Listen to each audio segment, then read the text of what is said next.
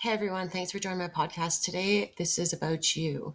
It's me time. I wanted to touch on a couple topics today: victimhood, survival, and self love, and how they correlate into my life. So, the first thing that I want to do is read out what the definition of a victim is, and I have it right here: is a person harmed, injured, or killed as a result of a crime, incident, or other event or action. A person who is tricked or duped, and a living creature killed as a religious sacrifice. Now, knowing what the depth and the weight of behind that word, I wanted to talk about how it has applied and impacted my life. In 2018, when I was assaulted, I was made to be a victim. That was the role that I fell into as a result of going through what I had went through. And I never knew it at the time, the impact of that word, because I had not only correlated it with what had happened, and I subconsciously had correlated it with healing and how hard healing would be for me, and how the statistics of victims and what victims are stereotypically portrayed to be. And I didn't ask to be assaulted. I didn't ask to be a victim. I didn't ask for these outcomes. And so, what am I going to do about it? Was basically where I found myself. And keep in mind, the bridge from 2018 to what I'm going to do about it is quite a long road. And so, I'm going to share a piece of that with you today. So, in being a victim, I felt, well, I had already going through the assault already. I had been violated, and I had been like, I felt so much loss of dignity, of self, of clarity, of focus, of drive, of determination, of like willingness and my faith. Like, I had lost so much within the event happening that afterwards, going to the authorities and people that I am told that I could trust, um, was a kind of a natural thing for me to do. Is like, I went and sought help, and within seeking help, I was conformed to this victim label status almost. And that stuck with me because that's the aftermath, the immediate aftermath. And I didn't see like what was ahead at that time. And so going through it, I really had to hit all the wrong like road bumps or roadblocks before figuring out my path. And I want to talk about what that looked like, because I'm hoping that this will help somebody out there maybe that's going through something similar, because it's hard being labeled as a victim and being in such a vulnerable state. Even for years after the assault, I was in such a vulnerable state that I almost like, I subconsciously like identified with the fact that this had happened to me, and like I was a survivor for so long that this was just became another something to survive, if that makes sense. And I didn't know how to get out of it, and I didn't know that there was a way out, because to me it was just my life, and I didn't know better until I started healing. And for me, my healing started cracking wide open when well, first off, I stopped using drugs and alcohol. I am now over 6 years drugs and alcohol free. So that was number one, gaining clarity that I had control of. And I didn't even realize it at the time how powerless I was to so many things in my life. And I didn't know that I could control myself, and I didn't know I was powerlessness. And when I put down that stuff and I started feeling the things that I was numbing out from for so long, it hurt. It hurts a lot to thaw out and feel the emotions of the traumas that I had been carrying for essentially my whole life and into recovery and where I was at that time. And, I was suicidal for a long time after that. And, but I kept coming back in a sense that like I kept coming back to my focus because at that time I had found the focus that okay, I want to live. I want to try and heal through this day. And this is all like this has taken a long time for this to happen. But like just to even want to get through this day sober, knowing that my emotions are going to be energy flowing through my body, emotions are energy in motion, and just honoring where I'm at. And it took a really long time to do this. Like I didn't want to. I tried replacing with everything. Like I'm not much of a gambler, but it was anything to get outside of myself. Men, toxic relationships. I had toxic relationships in my life that I carried that defect with me into my recovery period. And like I had to learn how to deal with that. And men were a huge problem for me. And I'm going to circle back around to that topic in the future and in future episodes because it's so important to talk about the what it was like and what it's like now. And I've been through so much that I'm going to come back to that. But when it came to men, it was a big one. And like I mentioned, and like skincare, work, anything that I could do to get outside of myself, like even helping other people, like trying to fix people, trying to be there for them, people pleasing, like emotions, picking up other people's emotions around me that didn't have anything to do with me. Things like that. Like I would so chaotic still that my brain and my body was so used to being in defense mode and in survival mode that when I didn't know how to live without it. And that's the part that I mentioned, I feel I identified with because I had these traits of dealing with the shame and dealing with the guilt and dealing with the um, aftermath of like my life. And it was a really challenging experience. And so when I started realizing that I was in survival mode was after probably about my second year in. And, you know, I say that not to discourage anybody, but I say it to encourage people because, like, I spent 2 years trying to figure out how to get out of survival mode while in recovery. And so I have a lot of lessons behind me that I don't want other people to necessarily have to go through. And that's a big part of my podcast because there's something to be said about being the first victim to come forward and having multiple victims after me and living through that, like what a survival experience that in itself was. And I know I'm not alone when I speak about that because there are multiple other cases out there with people. There's always a first one. And so like, I need to share this because the way that it has impacted me, it fed to that victimhood stance that I fell into. And because I fell into it, others must be. It's happening out there and it happened to me. And so with all of this being said, I want to talk about shifting out of survival mode because that was a shift out of victimhood for me.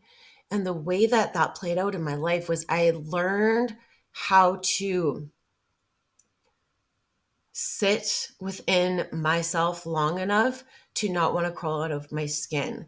And how I did that was at first, I recognized that I am not my body. I am not my experiences. I am not my future. I am an essence of a being. I am a spiritual being having a human experience. And this humanness with that I am surrounded, this body, is not permanent. Therefore, this this experience that I'm going through of survival is not permanent, because I can only control myself, because I have sat there and wondered, like, I can't even tell you how many like hours wondering like why, like, why did this happen to me? But it doesn't matter why it happened to me. Well, it does, but I'm going to get, it matters for different reasons, not for this. Because the reason why I became a victim was not affected to the essence of who I was. And once I clarified within myself, my core being, that I am separate from my ego, I am separate from my personality, I am separate from all of these experiences on this earthly plane, the essence of me can't be shaken. And it was like the smallest like voice inside of me, but like I had to listen to it, because all of the loud voices from all the external experiences that I had, and even the advice, and like going through things that people aren't naturally supposed to go through, requires supernatural solutions. And for me, that played out in my life as to like, I had this group of friends, and then I switched from this program or this solution to another program or solution. And then that was great. And they all served a purpose in my life. But I, as Candace, as my core being, not even my name, but as my soul, I needed healing. And I needed to figure out how I was going to live in this life with my body until I'm gone.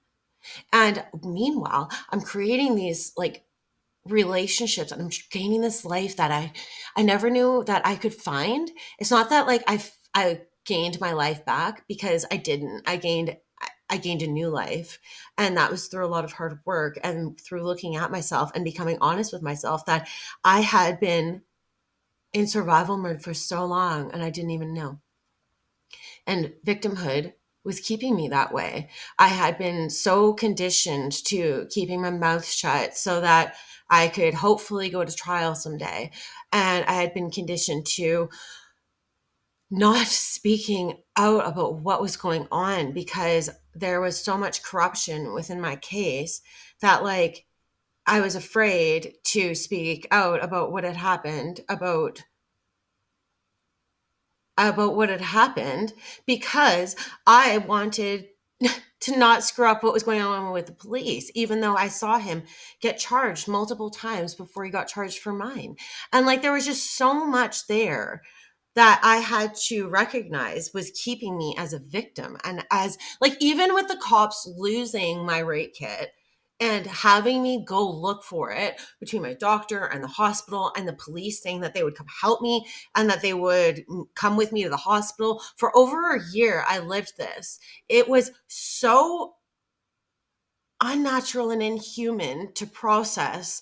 It kept me so repressed. And the only way that I have been able to figure out how to break out of this victimhood status as a survivor, with my head held high, with feeling my feelings and with honoring my experiences and not brushing them under the rug. And even though the police don't want to talk about it, I know that I still need to heal through from this stuff. And then now, oh, this is happening. And I am needing to heal through this stuff as it comes up. That's trying to keep me a victim. I lived this for 6 years through system trauma. And this is what I'm calling system trauma. And that's just a portion of it. Like, and I can't be the only one. And these are things that fed to the irrational negotiation that I allowed my brain to have within my mind that kept me suppressed and in the mindset of victimhood.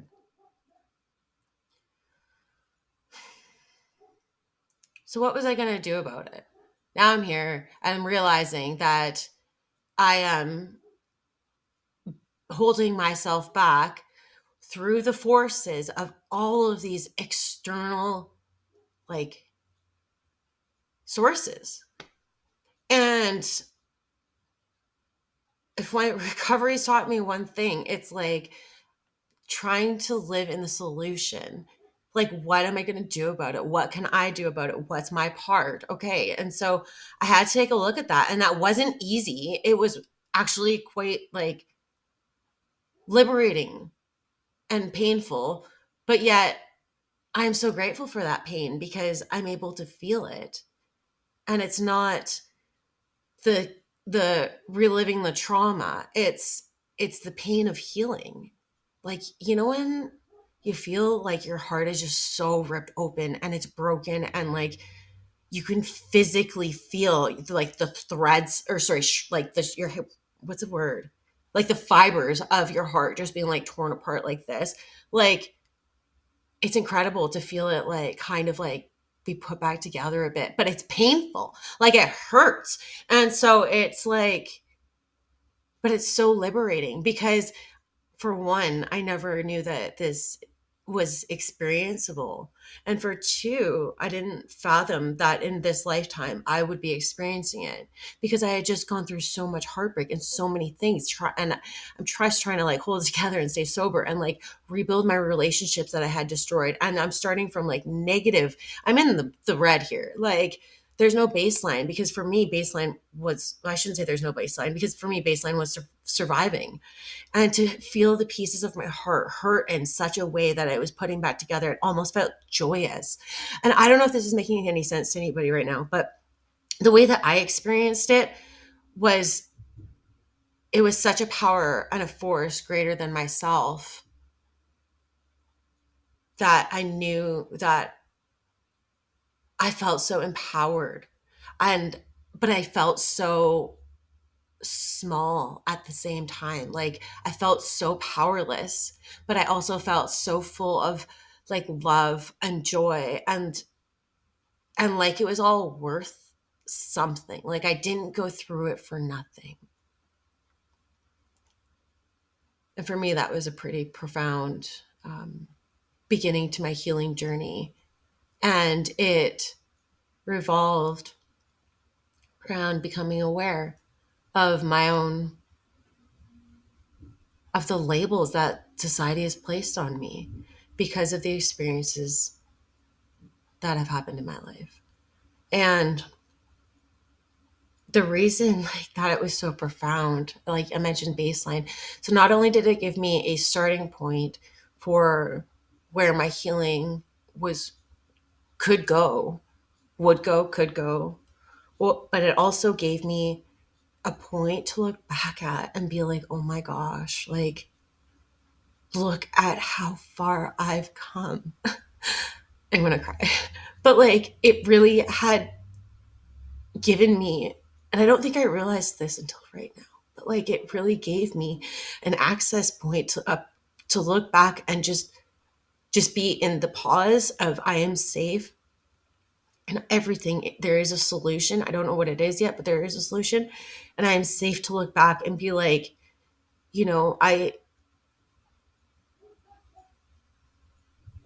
I survived. Like I survived that. I survived until right now. And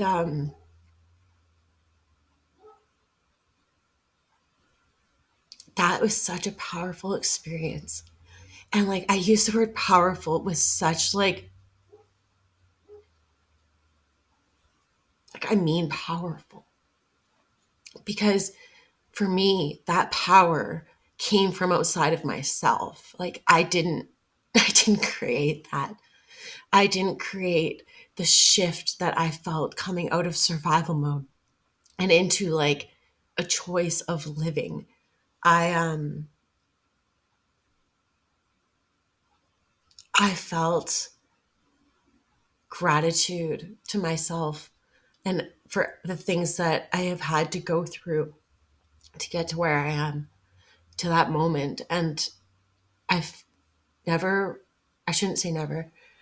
Up until that point, I can't recall an experience in which I had such gratitude for my traumas and for the label of being a victim and for just all of the exterior, outside stuff that my soul being on this planet had to experience to bring me to where I am today. And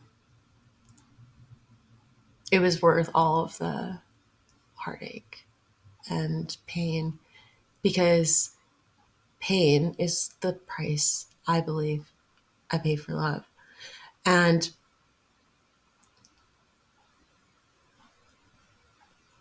love is on the other side of pain. I believe that there are two dualities, love and pain, and they can't coexist without the other. And when I was numbing out for so long, I'd been trying to ride this coastline down the middle of just not feeling things. And I wasn't experiencing joyousness, and I wasn't experiencing true heartache.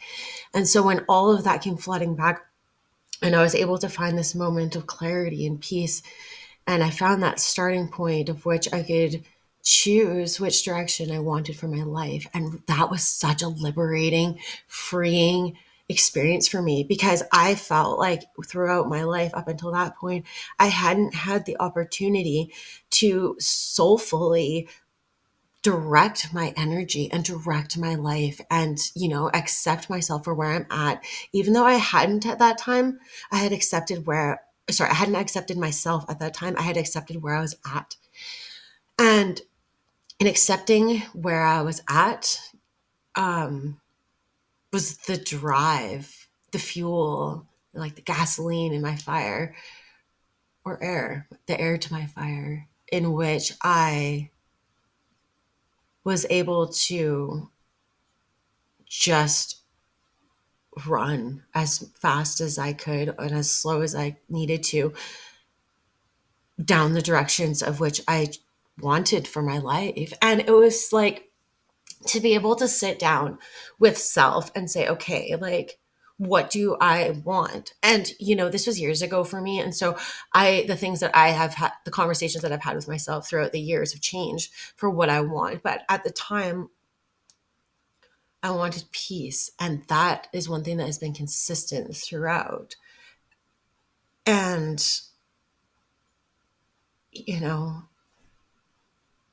I made a lot of mistakes, but I'm happy to say today that like the mistakes that I have made, I have been able to turn them into lessons and blessings and opportunities. And I've really been given chances to rewrite the narrative. And that all stems from shifting my mentality from survival and victimhood into loving myself.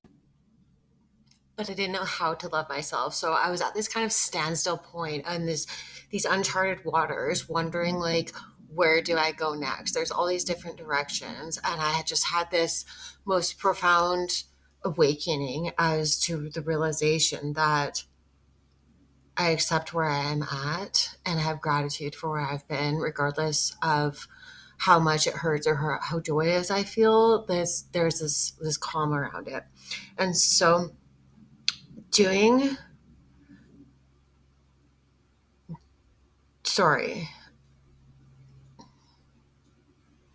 I had really had that hunger inside of me that began to find where that powerful feeling and that supernatural awareness that I had overcome me to my supernatural experiences.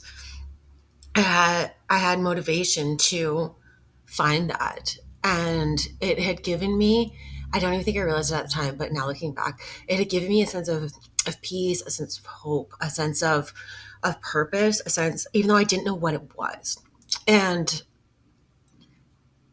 I started to play with the idea that maybe that there was some sort of guardian angel or past ancestor or somebody out there that I had loved and that's gone on the other side, that had helped guide me through up until this point of realization or what it was. And I started running with that and going through my mind of all my different experiences of my life and like, how did I survive up until this point? Because I am just having a human experience as a spiritual being, not knowing that I'm a spiritual being. So I had to figure out, what kind of spiritual being am I? What kind of spiritual being do I want to be? Where's my source? Who and what am I plugged into? Because if I'm plugged into drugs and alcohol, I'm not plugged into something else. If I'm plugged into shopping, then I'm not plugged into something else. If What am I plugged into? And this is the direction in it, or sorry, this is how I was able to figure out which directions I wanted to go, because I learned through all of my chaos that I craved discomfort. And so when I started feeling comfort of peace within my heart, even just a little bit of knowing that I'm on the right track, it was so uncomfortable. And so I'd create chaos. And it was a long time for me to realize that, like, it took me a long time to realize how to manage that energy and how to channel my drive and how to trust my thoughts and trust the process and trust what was going on in my life and in others' lives, and trust that, and just trust. Because how could I trust when I had just gone through all of this stuff, like up until 2018, and then from 2018 onward, collectively? How did I do that?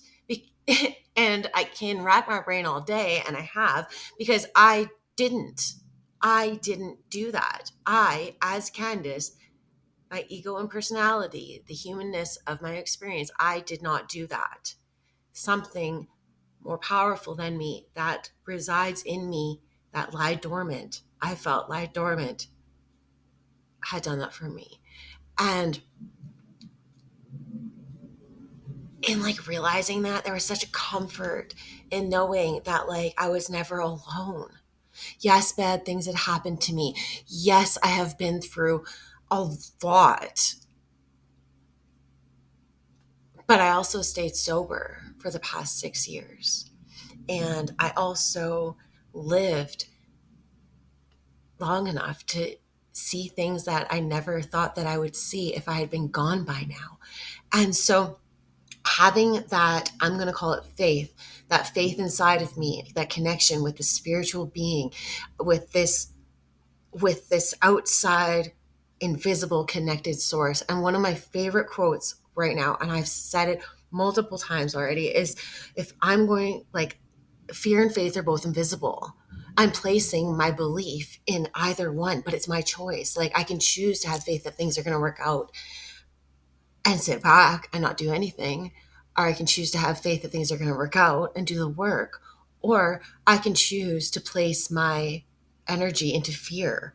And I know where that takes me. It takes me down roads of thoughts in which they're disruptive, and there's self-blaming, and there's shame, and there's guilt, and there's these thoughts that want to keep me in that victimhood mentality because of the conditioning and brainwashing that has gone on in my mind as a result of being labeled as a victim. Now, I want to take a moment and look up the word survivor, because shifting from a victim to a survivor isn't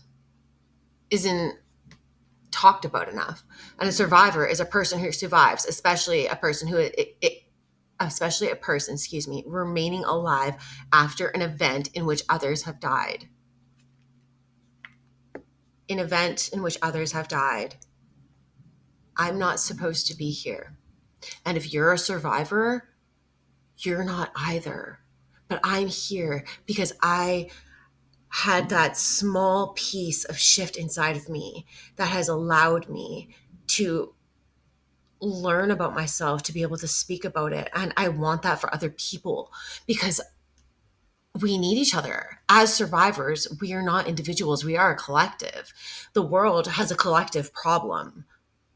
So therefore, we are a collective.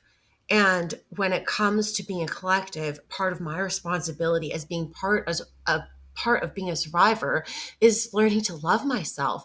And it's hard and it's painful and it's something I really didn't want to do. It's something that I didn't believe that I was worth it. I didn't have value. I didn't have patience for myself to do it. I didn't think that anybody would love me if I had learned to love myself.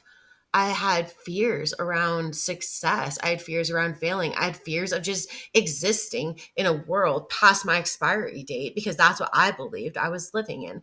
And so, in recognizing all of this, one of the most hardest but most defining lessons that I have learned in my life, there's two of them. It's knowing where I end and where other people begin. Like knowing where I end. Like I'm responsible for myself, my shame, my guilt, my embarrassment, my good things too. Everything that I bring to the table, I am responsible for. Anything beyond that, I'm not. Like if people drop their shame and their guilt at my door, that's not mine to pick up. And it took me a really long time to realize that, and a lot of self-love. And that's why I'm here today to share this stuff with you, because I don't want anybody else to have to go through the copious amounts of lessons in life to come to a place of self-love and healing that I had to. It's okay to feel like I didn't deserve it. It's okay to feel like you don't deserve it. But just know that the second piece of the most powerful thing that I can come up with at this moment is like recognizing which thoughts to believe. And I started questioning myself. Whose voice is that in my head that says I'm not good enough? Whose voice is that in my head that says my art's not good? Whose voice is that says I'm too fat? Whose voice is it that says I'm too this, I'm too that? Because I'm tired of being too much for everybody.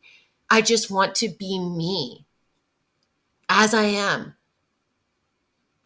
without being told that I'm something else.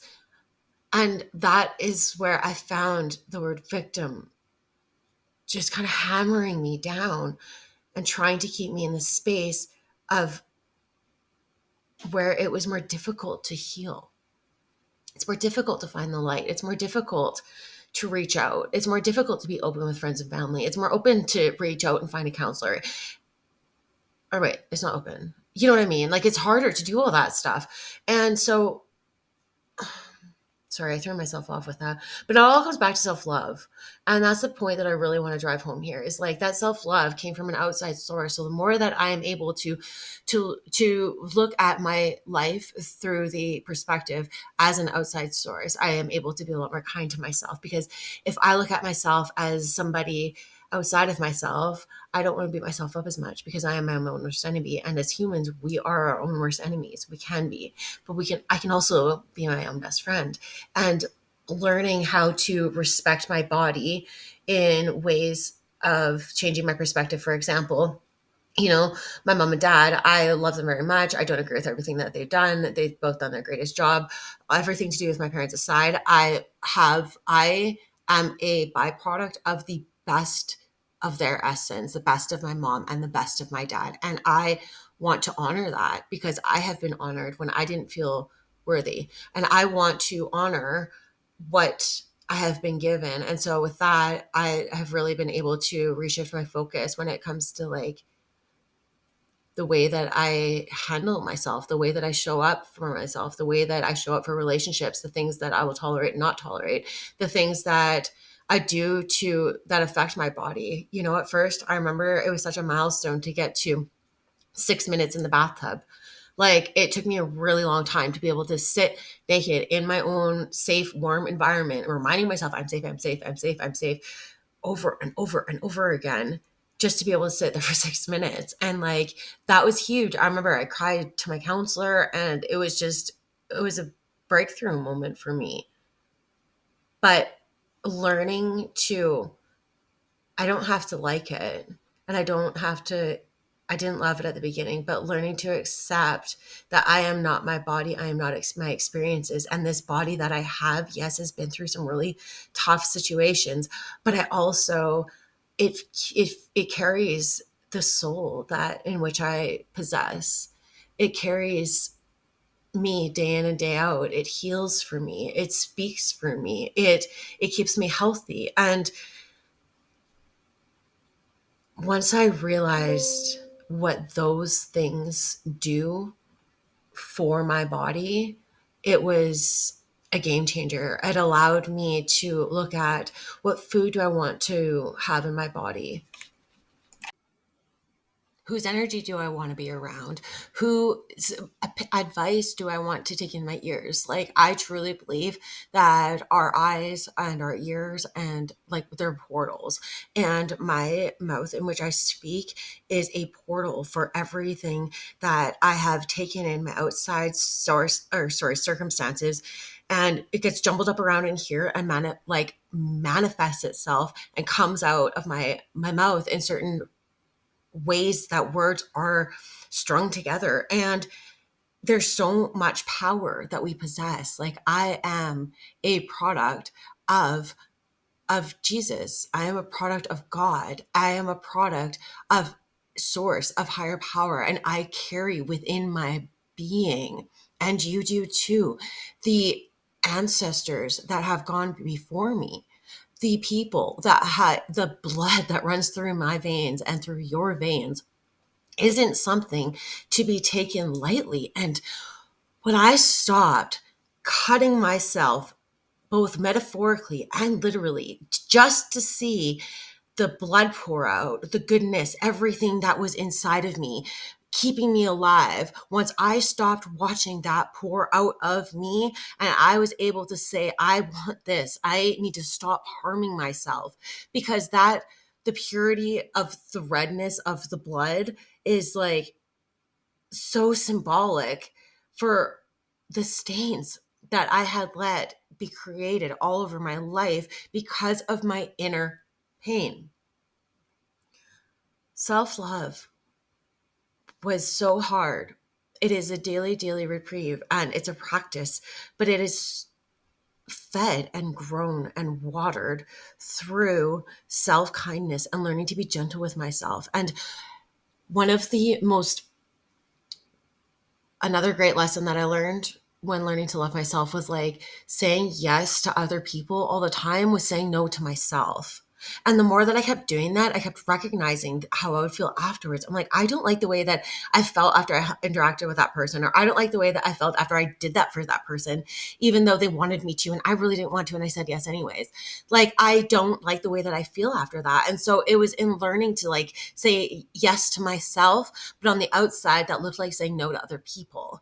And within that, it started feeding like this little snowball that was able to grow within like learning how to respect myself and set my standards and boundaries and know who I want to show up as in the world. And I am still a work in progress, do not get me wrong, but I have a sense of who I want to be, and I have a place to strive towards. And coming from a space when shifting from victimhood to survivor, and now looking at the future, I could have never fathomed this experience in which I'm sitting here talking to you about today. And that's the experience of self love and how vital it has been. It is the blood that runs through the metaphorical veins of my life.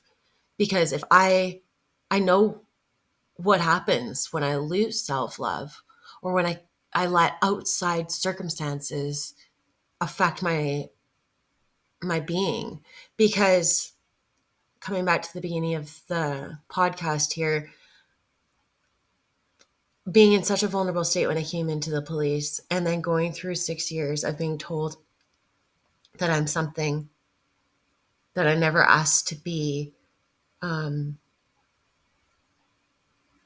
are pretty big chains to break through. And if I can do it, you can do it. And I'm not saying it's easy. I'm not saying it's it's anything less than honestly excruciating at times.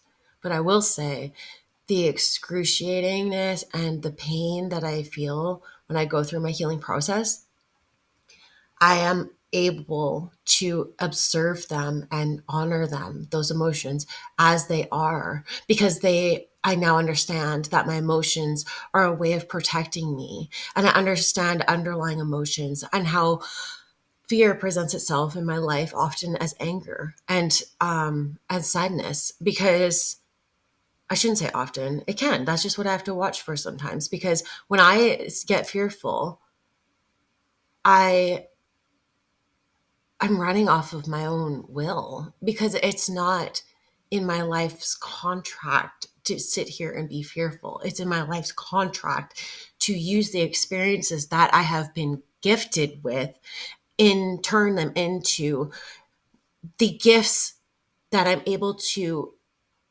use to help share my experiences with the world, which is what I'm doing today. So, if you're struggling with self forgiveness, stick around for another episode I'll put out next week on self forgiveness and what that looks like, because survival to self love is one thing, and survival to self forgiveness is a parallel yet intoxicating journey of its own. I want to thank you for listening. Thank you for being here. And thanks for your journey and your story. And if there are things that I said that resonate with you, please leave your thoughts in the comments below. Feel free to give this video a like if yeah, if it resonated with you, because I don't really know what I'm doing. I'm just on here speaking from my heart, hoping that it helps somebody. So thank you for tuning in, and I'll see you next week.